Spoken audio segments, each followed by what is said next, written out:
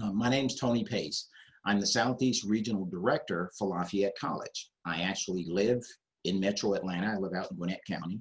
I've lived here for, wow, I've lived in Gwinnett for probably 20 years, but was on the Lafayette campus all of last year before we were forced to move into remote learning. And Patricia Lockett, I'm assuming then maybe you are a parent. If you're a parent, if you can say your son or daughter, which high school and what year are they? If you're a student, same information, which high school you attend and what year are you? Because I want to try and direct some of the information more specifically. But I'm the Southeast Regional Director for Lafayette.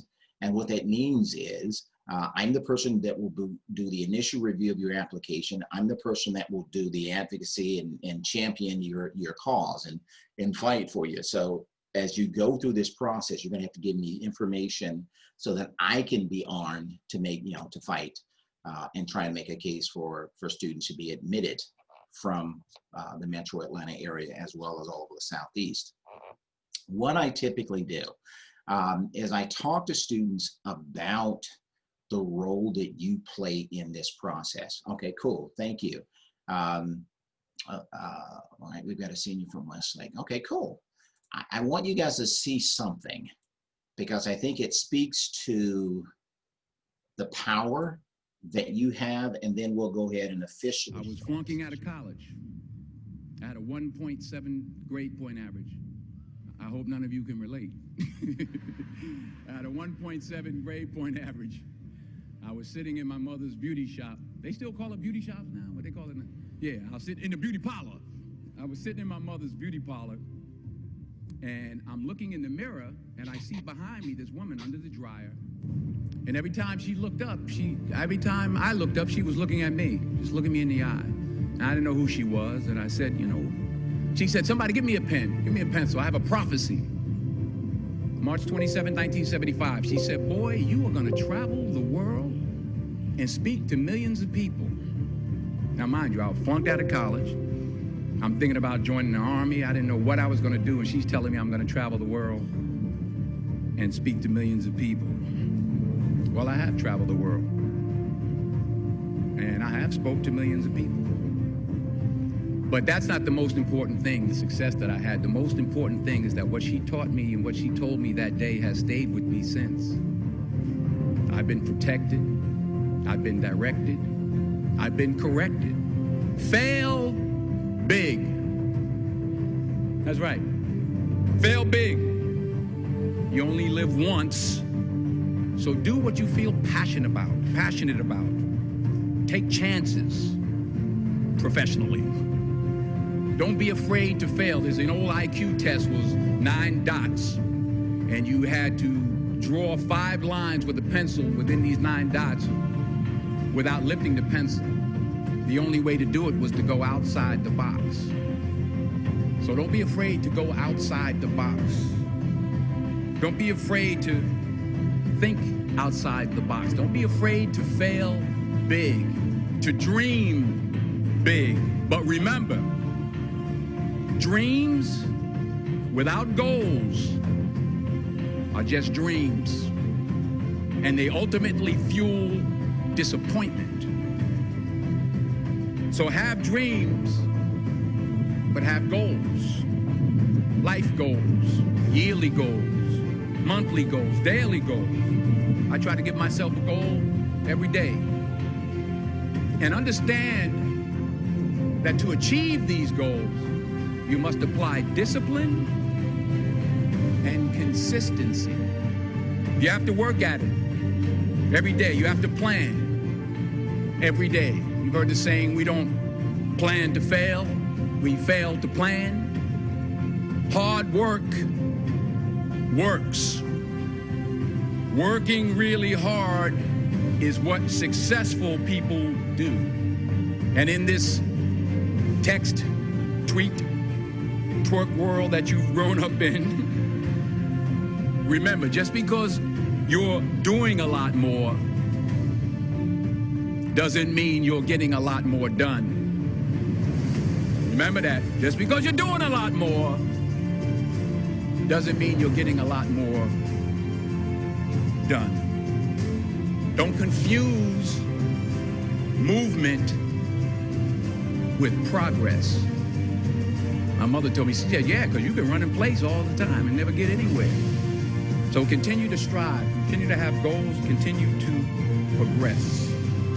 And anything you want good, you can have. So claim it. Work hard to get it. When you get it, reach back. Pull someone else up. Each one, teach one. Don't just aspire to make a living. Aspire to make a difference.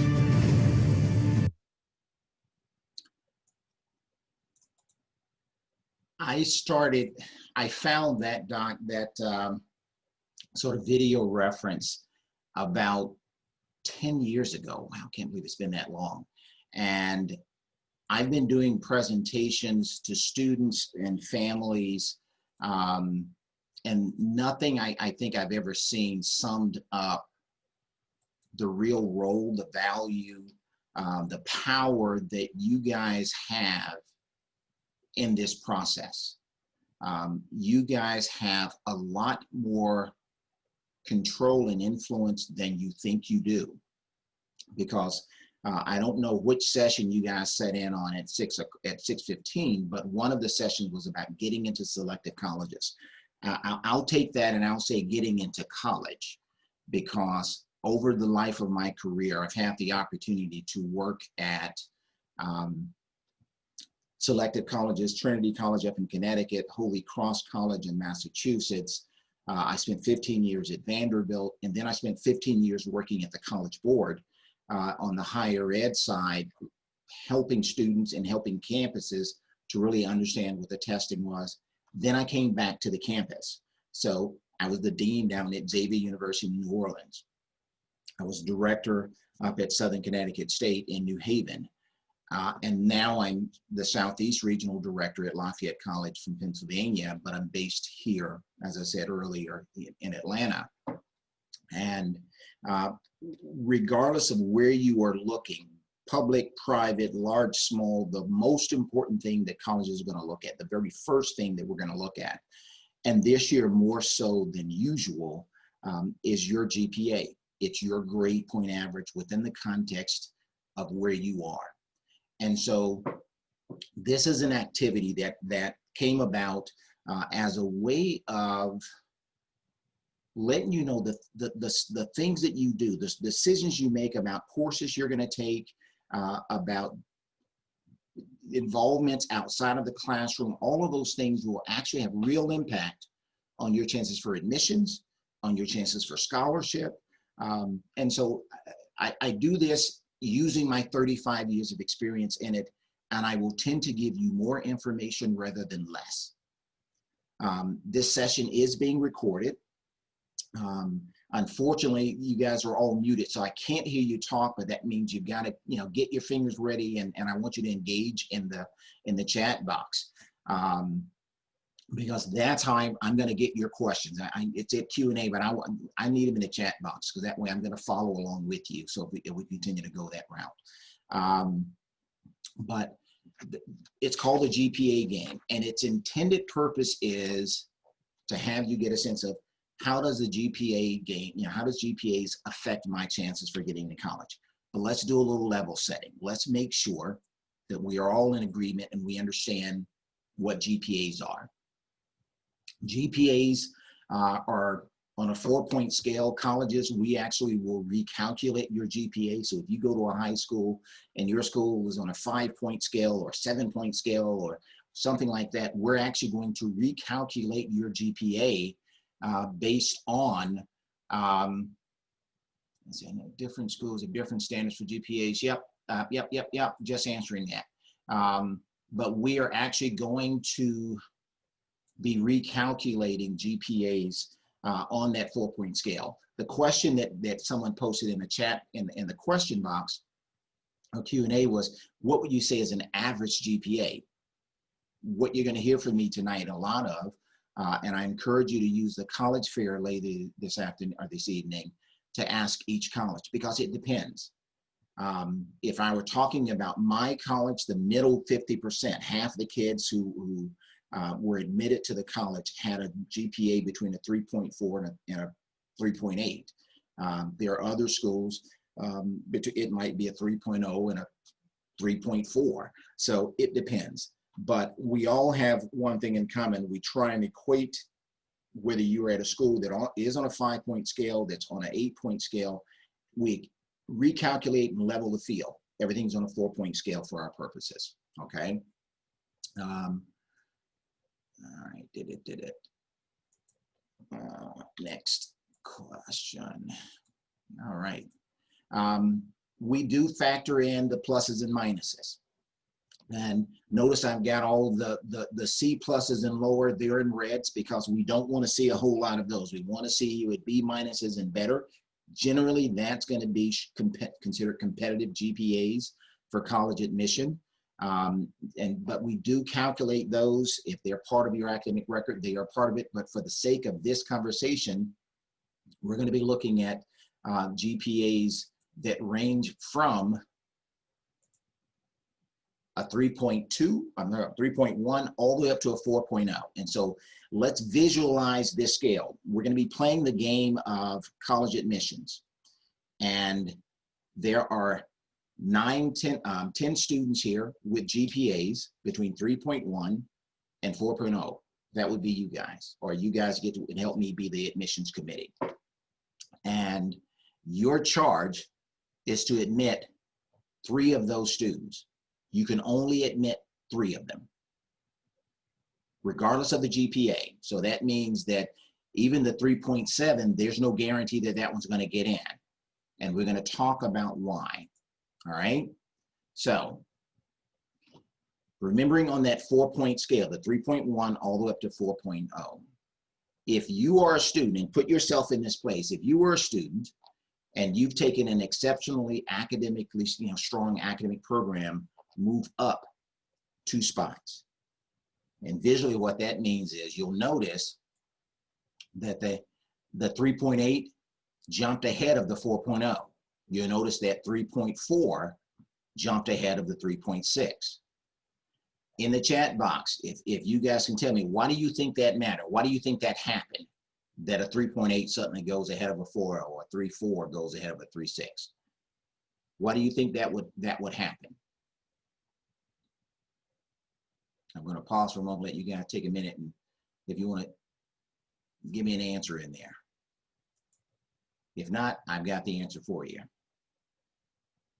The short answer is bingo. Great, good job, good. Tougher curriculum, more rigorous classes, absolutely. The answer is exceptional strong courses are things like AP, IB, honors, and gifted and talented. What that means is colleges want to see students who are stretching. They want to see students who are challenging themselves. You guys, you got that one. That was an easy one, I guess. Let's go a little deeper then. Let's say if you're a student and you play an instrument at a pretty high level, okay, move up 1 spot. So you're moving closer to the front of the line to see who gets in. Why do you think that would matter? Notice the 3.7's moved up.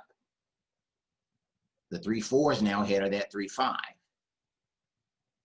Why do you think those things, well-rounded students? Absolutely. Anyone else why that might matter? You play you're a talented musician.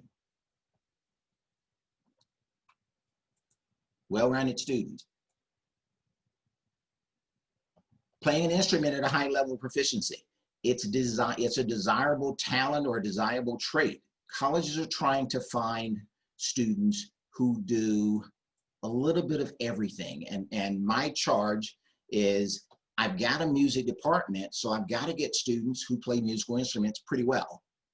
I've got a marching band, I've got ensembles on my campus, so I got to get students who are engaged in those things. Aiden's question was, would schools know if you only took band for 2 years, or does it matter that you take it all year? all years. The level of proficiency, I'll answer it a couple of ways. One, if you're applying for a music major, you'll note on the slide it says that auditions are required if you're applying for a music program or a drama program. In that case, if you've only done it 2 years, then yeah, it'll matter, unless you're just phenomenal. You started playing the instrument and you are, you found this hidden ability that colleges are going to go crazy over, bands are going to go crazy over. But otherwise, the issue though, Adrian, is not that you did it for only 2 years, but level of proficiency, at least in this particular example, okay? And this example is about how well did you play. Now, next one, if you stated on your application that this college, you're applying to my college, and you said that this is my first choice, I'm applying early decision and I'm making a commitment, move up 2 spots, okay? All of a sudden, the 3.7's ahead of the 3.9, 3.6 still there, 3.4's ahead of 3.5. Let me explain a little bit about it. I'm sure you guys all understand what early decision is. Early decision means that it's my first choice college. I am committing to you that if I'm admitted to the college, I will then withdraw any other applications to colleges that I've submitted. But here's the secret, guys. There are a lot of different earlys. There's early admissions, there's early action, there's early decision, there's early notification. There are lots of different earlys. The second question you guys want to follow up with, though, is your early program binding? And if it's binding, that means if you're admitted, you commit to enroll. Here's another question you want to ask. Will I know about my scholarships or financial aid if I'm applying early decision? In many campuses, my campus, you'll know about your financial aid, need-based monies at the time that you're admitted if you've done all of your deadlines, if you met your deadlines. You won't know about merit money. And merit money is because we're awarding it to once we've read every single student in the pool. In early decision, we won't have read everybody, okay? Hopefully that helped that out.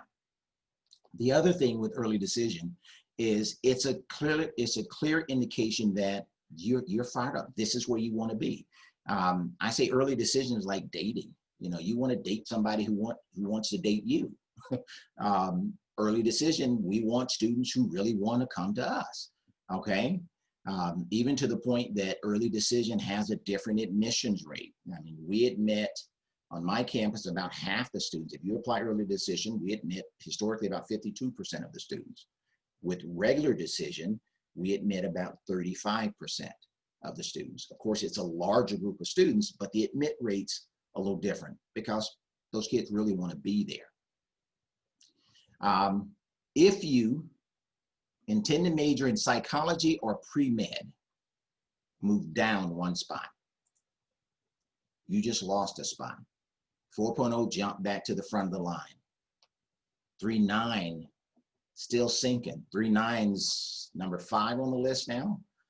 3.9 might not make it if we can only take 3 kids. So 3.9 is going further and further from being able to get into the college. Why do you think that mattered if you want psych or pre-med?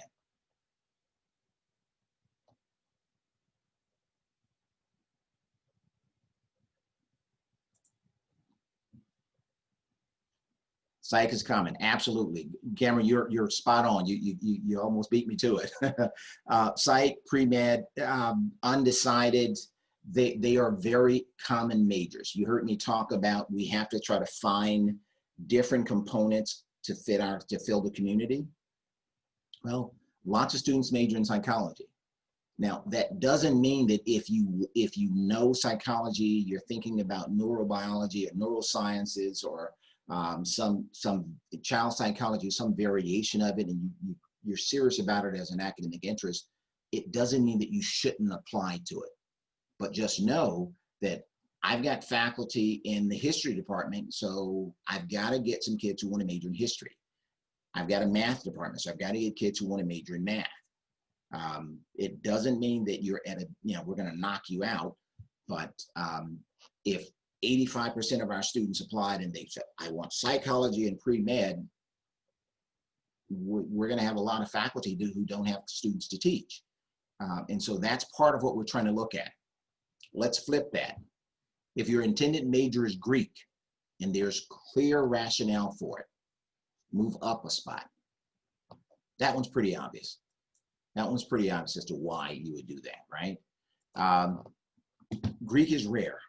There are very few Greek majors on a campus. Don't try to play the game though. If you've not taken, to Adrian's question a little earlier about band, if you've not taken courses in Greek, don't suddenly say, well, I want to major in Greek and you've never taken a class in Greek. That'll kind of stand out when we read your file. We'll see that, and we'll get a sense that you're kind of playing the game. All right. You get there and all of a sudden you've got to start taking Greek courses. You have to write not a dissertation, but maybe an honors thesis about Greek and Greek culture. If that's not your thing, then you clearly don't want to go there, okay? If you do not know your teachers well enough and you're having trouble finding someone to write your college recommendation, move down 2 spots. You don't know your teachers well enough and you're having a hard time finding somebody to write your recommendations, move down. 3.9 moved back up, but 3.7 took a hit. 3.6 is hanging in there. Why does that matter? You don't know your teachers. They can't write a letter of recommendation for you. You're having trouble finding one. Why might that matter to you guys?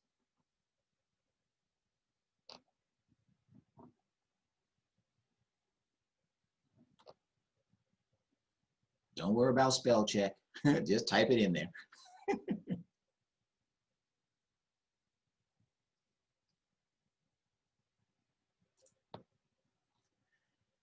The teacher recommendation, the counselor recommendation, those are another glimpse that we get of you as a person behind all the paper. Cool. Great comment. The recommendation is crucial. Recommendation requests all the time. She shows that connections and proficiency, absolutely. It helps us to see another side of you, because otherwise I've got your GPA and in a typical year I've got a test score and I can see those things. I think a great recommendation, as the bullet says, is to get a recommendation from a teacher that you've had a couple of times.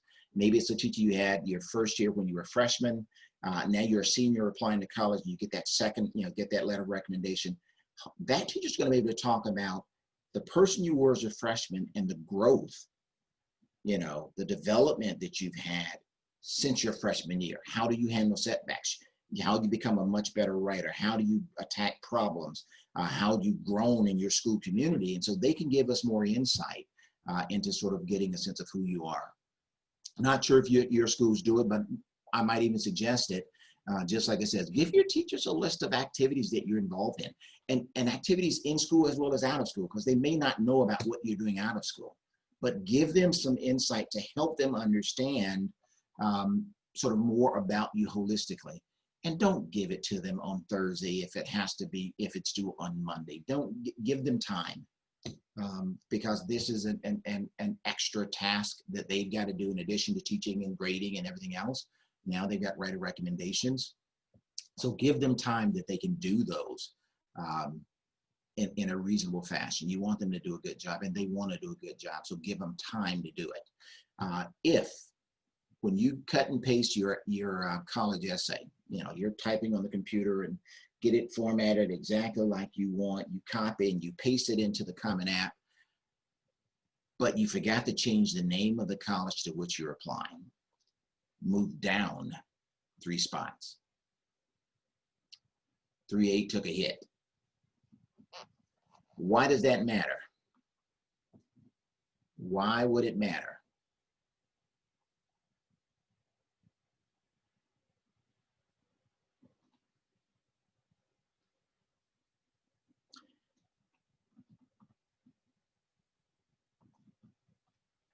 I thought I saw it move.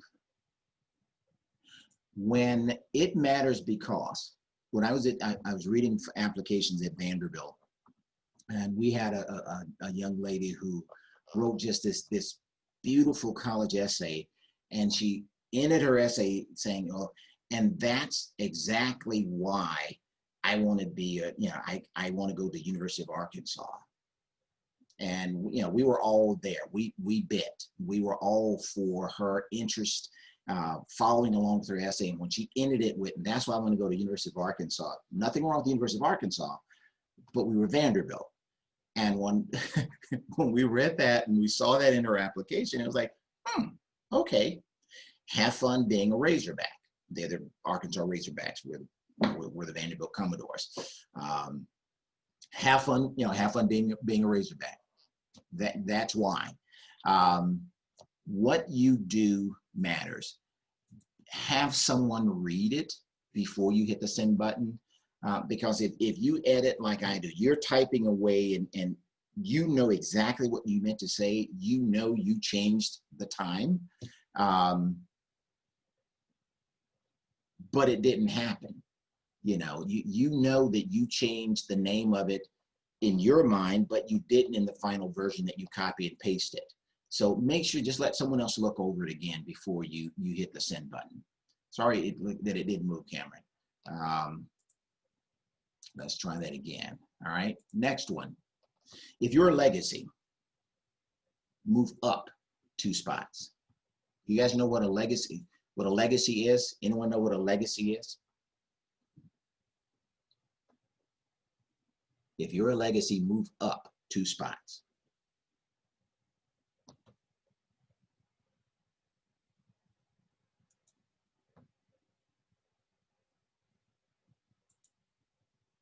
All right, did say something. A person who's had a family member attend college. Right. Well, and not just attend college, but to attend that college. The legacy would be if we had a mom, a dad, a grandparent who actually attended Lafayette, then that person would be considered a legacy. Cousins, uncles, aunt. No, my cousin on my mama's side, who's nope, that doesn't count. It's either a parent, a grandparent, a sibling. Those are then considered your legacy status. You can have a brother or a sister who's at a college and you're applying, you're still considered a legacy, even if they're still there, okay? But that's about campuses wanting to continue traditions and have a relationship with your family, and building loyalty to the institution. All right, if you did not write the optional essay for your college application, move down 1 spot. If you didn't write the optional essay, move down 1 spot. 3 9s hurting. 3.1 was already at the bottom, so they didn't have anywhere that they could move. But 3 8's hurting. 3 7, 3 8, they're not going to make it. You didn't write the optional essay. Anybody?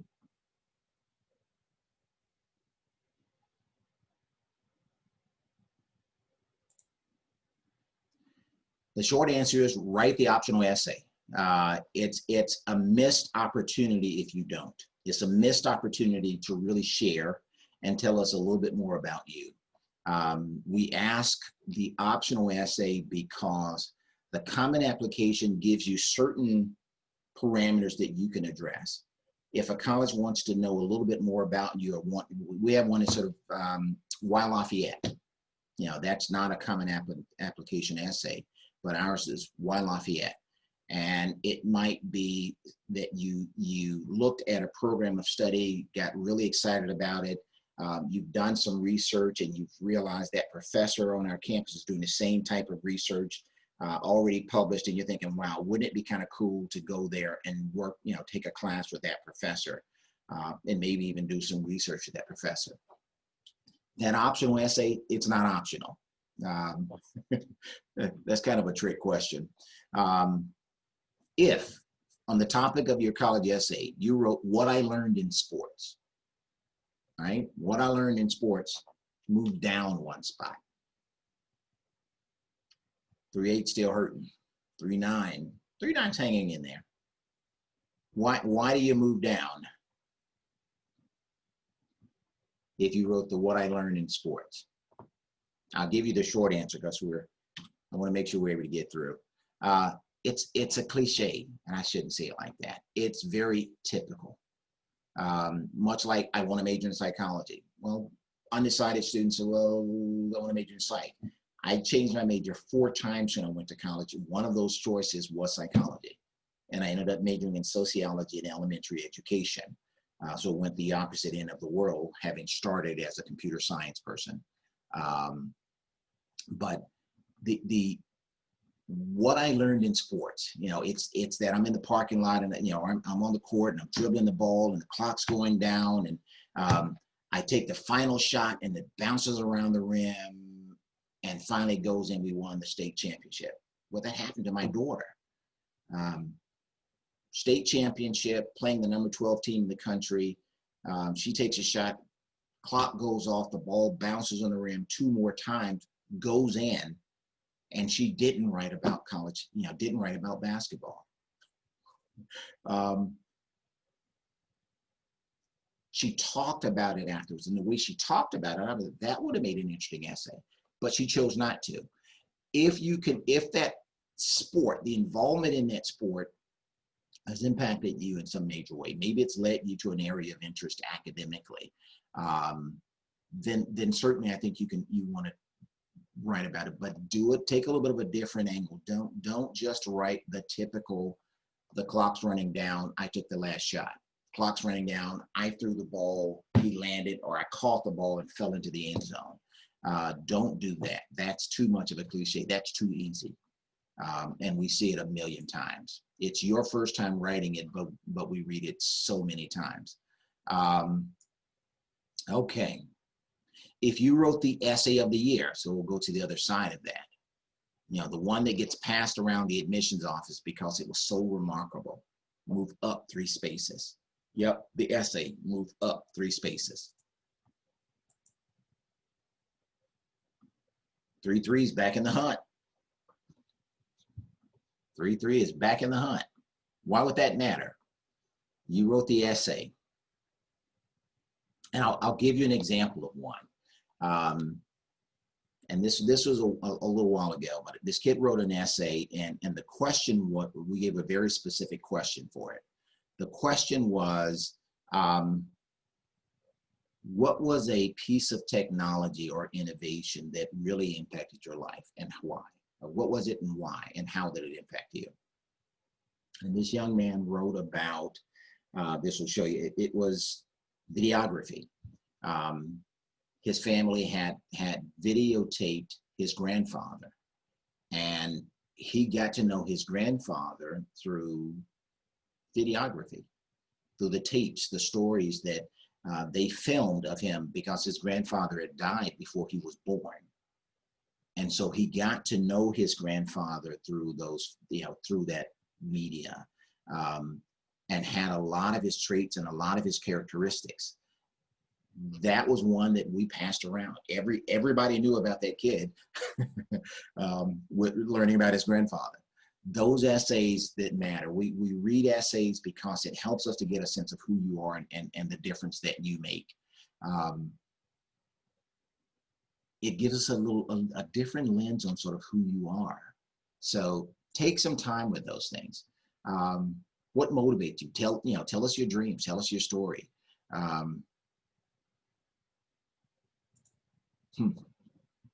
If you're going to be the first person in your family to attend college, move up 1 spot. I'm going to speed up. We're getting close to time. I want to make sure we give you plenty of time to get to the college fair. Being the first in your family means you're first generation. And colleges want to be a part of your path to success. We love to be able to say that, wow, that was one of ours. They graduated from us. We had a small part in helping to shape their future. Some colleges actually have first generation initiatives, first generation scholarships. So if you're a first gen student, and that means that neither parent finished college. They may have gone but didn't finish, so they didn't get the degree. That makes you a first-gen student. Many campuses have resources on their campus to help you navigate the process. Because if you're first gen, you don't have a fallback of like, okay, wait, what does this mean? How do I get through this? Who do I talk to about that? So a lot of campuses will have resources there to help you navigate those things and help you to figure those things out, okay? If you didn't participate in any extracurricular activities, you didn't have a part-time job, nor did you have any family responsibilities, move down 3 spaces. Wow, 4.0 took a big hit. Why would that matter? You didn't have extras, you didn't work, you didn't have family responsibilities, move down 3 spaces. I hope the chat box is still working.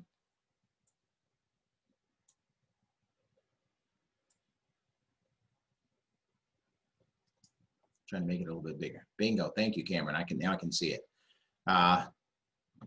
Right. Only focused on the grades, not well-rounded at all. And campuses are trying to find students who have, who bring more than just the number. I can look at your GPA. I can look at a test score. I can see, you know, what you do. It's not imperative that you be the leader of everything, but it is imperative that you do something, because that helps us to see how you're going to adjust to the academic rigors and the time commitments and all these other things that are sort of coming at you when you go off to college. You've got to learn to manage and budget your time. That's one of the hardest parts of going off to college for students, is managing and budgeting their time. So that, I mean, that kind of sums it up. Work counts. I want to emphasize that. You know, students frequently and we specifically will ask you, do you work?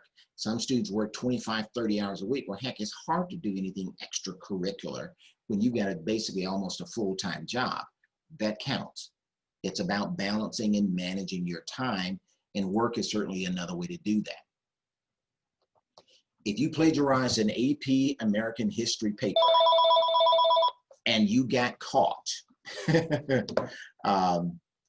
thank you for playing. Bye-bye, you're out. You get to sit down on that one. That 3.8 got kicked out of the game. They are denied, rejected, violation of honor code, plagiarism is cheating. It's never acceptable. If you do it and you think you're gonna get away with it, someone may tell us, or we may have seen that essay somewhere before. We may have seen that topic, that reference somewhere before. A lot of colleges have what they call an honor code. And that honor code says that whatever I am submitting, I pledge that it is all me. I did this. I didn't copy it. No one wrote it for me. It's all me. And so those things will absolutely matter. If you're a varsity athlete and you lettered or held a position of leadership on the team, and or in a club or activity, or at your church, or you're a manager in a job in the community or something, move up 2 spots. That was pretty obvious, right? Move up 2 spots because it shows that you have leadership. It shows that you have a commitment.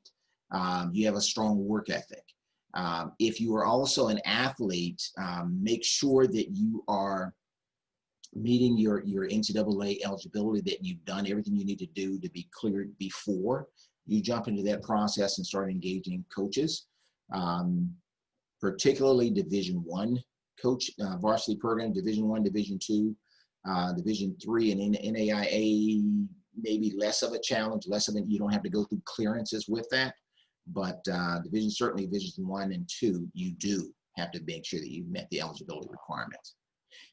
If you got a D in an academic course at the end of your junior year, move down 3 spots. I'm going to speed up a little bit because we got a few minutes. I don't want to keep you and have you be too late for the college fair. If you got that D, if you got a D in an academic course at the end of the junior year, we're going to start asking questions. And we realize that your junior year, if it was last spring, is anything but typical. We're going to take the fact that you're in the middle of the start of a pandemic, we're going to take that into consideration. We're going to take into consideration, was this one of your strongest topics or subjects? Was this an area where you have a real interest? You want to major in history, and it's an AP history course, and that's where you got the D. Well, we're going to want to know about it. If you use the additional information on the common application section to explain why you got that D, or some special circumstances, something that was going on, move up one spot. I'm gonna speed up this. The short answer is life happens. Sometimes something going on at home gets in the way. You get distracted, you stumble, you fall. We hope you're going to get back up, because we're looking at trends, not just a point in time and saying yes, you can get in or not. But that's also what the common application additional information section is about. Make sure you use that to share any of those types of circumstances, something that is going on that you want to make sure that we get, that doesn't jump out. If you're a legal resident of Texas, applying to college in the Northeast, heck, I'll go a different direction. If you're a student from Georgia applying to a college in the Northeast, move up 2 spots. Applying from out of state, particularly for private colleges. If you're applying from out of state, that actually can be a difference. It can be a difference maker. All things being equal, am I going to take a kid from Pennsylvania? Am I going to take a kid from Georgia? All things being equal, I'm going to take a kid from Georgia. We want to have a community that is representative of the national population, that is representative of the global population. We hope to have a microcosm of the real world. That's our goal. And so the geography will play a role in it. It will have impact. If you are a student who had mostly A's in grades 9 through 10, but first semester of your senior grade, you had more C's than A's, move down 3 spots. I'm going to jump in and go ahead and tell you all of this one. Life gets in the way, and we had a young lady last year who this was almost exactly her real case scenario. Her grades were very strong through her junior year, or through actually about midpoint through her junior year, and then just really fell off the cliff. And her mom was going through cancer treatments, had lost the job. They lost their home and were sort of moving. He didn't have consistent Wi-Fi to be able to do homework. And she came to campus for an interview and said, well, so should I put that in my application? Yes. If you don't tell us stuff like that, if you don't tell us what's happening in your life that impacted your abilities to perform, to do what you needed to do, then we don't know. And if we don't know, then you're leaving it to us to start guessing. You're leaving it to us to make something up. And don't do that. Explain it. Tell us what's happening in your space.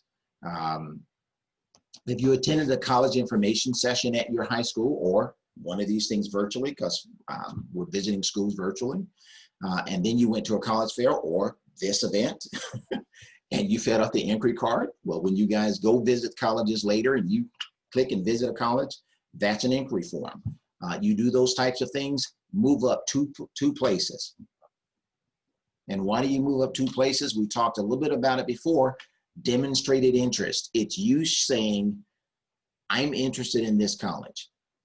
I want to learn more about your college. And again, it's like dating. If you show you're interested in me, then I'm going to show that I'm interested in you. It works both ways. All right. We're winding down. The last one, if you I hit the second button a little too quick. If your last name is Gates and the name on the college library is Gates, and that's not a coincidence, move all the way to the front of the line and you stay there. That's the 3.2. The Gates I'm referencing here would be Bill Gates of Microsoft.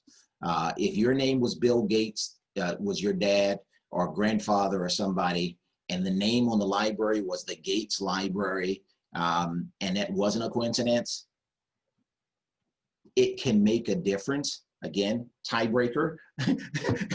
Brooke's like, wow, really? Here's how that makes a difference. And I'll give you a case where it makes a difference. I'll give you a case where it doesn't make a difference, or it didn't make a difference. Real cases. We had a young man, I'll give you the one where it didn't. I'm going to date myself on this one. Ross Perot was a Texas oil guy. Money to you coming out of his nose. Ran for president, clearly didn't make it, but had more money than he knew what to do with. Ross Perot III applied to college. I won't say which one when I was working there. Remember, I've worked at 5 schools. And we were looking at this kid, and I don't think this kid can graduate. This kid can't make it here. So all the money that Ross Perot had, that family had, wasn't going to make a difference. We didn't believe that kid could graduate. Another scenario where it did make a difference. There is a building on the Lafayette campus, the Rockwell Integrated Science Center. And in that Integrated Science Center or building is a center for innovation and entrepreneurial studies. And it gives students a chance to do Shark Tank competitions, and they can actually get $5,000 a piece if their team is selected as winners. Well, $5 million were donated to that center to help students get practical experience, to roll out businesses before they get their undergrad degree. Now, if someone named Dyer, and they're connected to that Dyer family, and that student's applying and they're close, it's going to make a difference. If they're a little bit behind, but we know that kid can graduate, it may make a difference. When you're a campus and you rely on scholarships and financial aid, and last year on my campus, I can only speak for my college, but I know this happens everywhere because, again, I've worked at 5 of them. We used this past year $15 million, that's with an M, million dollars, on need-based financial aid in 1 year, on one class, just the first year students, freshmen. For all of our students, freshmen through seniors, we had $60 million in financial aid that has to come from somewhere. And so those donations help us to be able to offer more financial aid so that more students can come to the campus. Occasionally, one of them gets in to help us be able to do those types of things for a greater good. May not have been the intent, but it's what we end up using the money for as we continue to grow the breadth, the strength, and variety of folks that we're able to bring to the campus. I hope that helps, Brooks. I think that was my last one, and I got a bunch of points. Just sort of keep in mind that when you apply, colleges aren't looking for one type of student. There are all kinds of students. Everyone has different strengths that they bring to the table, and that's what we're trying to find is what is the thing that you bring, and how does that align to what the college is looking for.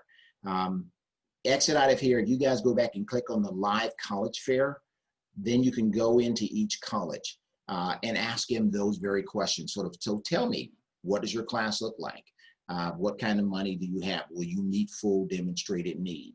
And also, I'm told that I need to remind you that if you engage at least 10 colleges at the fair, then your name will automatically go into a drawing where you could win an Apple AirPods or Amazon gift cards. All right. Also, a reminder, this will be recorded. It'll be kept live throughout the entire application season so that you can come back and look at this, or if you wanted to go to one of the other sessions, you can go back and look at one of the other sessions.